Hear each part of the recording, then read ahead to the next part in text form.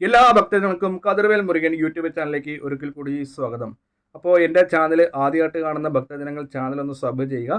അപ്പോൾ ഞാൻ വന്നേക്കുന്നത് ഇന്നത്തെ കാര്യം പറയാൻ വേണ്ടി രോഹിണി നക്ഷത്രം 2025 ആയിട്ടും ഏകദേശം ഫെബ്രുവരി ആകാറായിരുന്നു. ഈ 2-3 ദിവസമുള്ളൂ.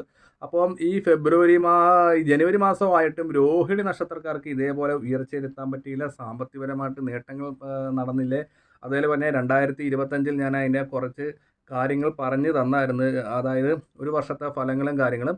അപ്പം അതേപോലെ തന്നെ ജനുവരി ആയിട്ടും നിങ്ങൾക്ക് സാമ്പത്തികപരമായിട്ടും ഇപ്പോഴും രോഹിണി നക്ഷത്രക്കാർക്ക് ബുദ്ധിമുട്ടാണ്. 50 വയസ്സായി ഇല്ലെങ്കിൽ 55 വയസ്സായി ഇതുവരെ സാമ്പത്തിക നേട്ടങ്ങൾ രോഹിണി നക്ഷത്രക്കാർക്ക് ഇതുവരെയായിട്ട് ലഭിച്ചില്ലെങ്കിൽ നിങ്ങളുടെ ഗ്രഹനില എനിക്കൊന്ന് അയച്ചു തരിക. അതായത് 2ാം ഭാവത്തിൽ ജാതകത്തിൽ ഏത് പാപഗ്രഹമാണ് നിങ്ങൾക്ക് സമ്പത്തിലേക്ക് വീണ്ടും തടസ്സമായിട്ട് നിൽക്കുന്നത്. അതായത് സ്വന്തമായിട്ട് വീടുണ്ടായിട്ടും ആ വീട്ടിലേക്ക് താമസിക്കാൻ പറ്റുന്നില്ല. ഒരു ഉദാഹരണം പറയുകയാണെങ്കിൽ നമ്മളൊരു വീടും സ്ഥലമൊക്കെ ഉണ്ട്, നമുക്ക് സ്വന്തമായിട്ട് വീടുണ്ട്, അവിടെ താമസിക്കാൻ പറ്റുന്നില്ല.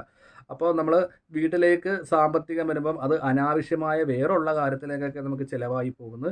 അപ്പോൾ 2025 രോഹിണി നക്ഷത്രക്കാർക്ക് സാമ്പത്തികത്തിൽ ഉയർച്ചയില്ലെങ്കിൽ ആ ഗ്രഹനില എനിക്കൊന്ന് അയച്ചു തരിക. ഗ്രഹനില കയ്യിലില്ലെങ്കിൽ ജനിച്ച സമയം, ആ ഒരു ഡേറ്റ് ഓഫ് ബർത്ത്, കാര്യങ്ങൾ എല്ലാം എനിക്കൊന്ന് വാട്സപ്പ് മുഖാന്തരം ചെയ്തു തരിക.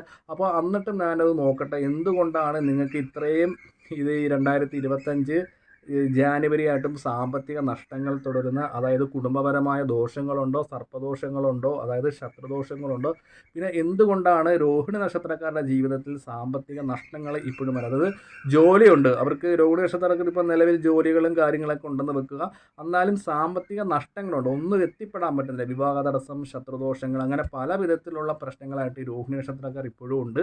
അപ്പോൾ അവരൊക്കെ ഇനിയും 2025 രക്ഷപ്പെട്ടില്ലെങ്കിൽ അത് ശരിയായ ഒരു കാര്യമല്ല.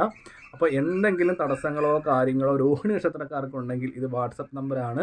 നിങ്ങളുടെ പ്രശ്നങ്ങൾ ഓൺലൈൻ വഴി പരിഹരിച്ച് തരുന്നതായിരിക്കും. അപ്പോൾ വഴിപാട് കാര്യങ്ങൾ അടുത്തുള്ള ക്ഷേത്രത്തിലേക്ക് പറഞ്ഞു തരാം. എനിക്ക് പറ്റുന്ന കാര്യങ്ങളൊക്കെ ഞാനിവിടെ ചെയ്തു തരാം, ബാക്കി അടുത്ത ക്ഷേത്രത്തിൽ ചെയ്യാം.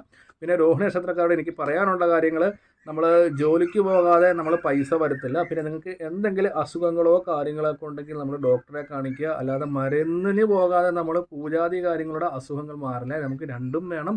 ഇപ്പോൾ ഡോക്ടറിൻ്റെ അടുത്ത് നമ്മൾ എന്തെങ്കിലും ഒരു കാര്യത്തിന് നമ്മൾ ഡോക്ടർ പറയും നിങ്ങൾ മരുന്ന് കഴിച്ചിട്ട് 7 ദിവസം പോകും, ബാക്കി നിങ്ങൾ ഈശ്വരനോട് പ്രാർത്ഥിക്കുക, അല്ലേ?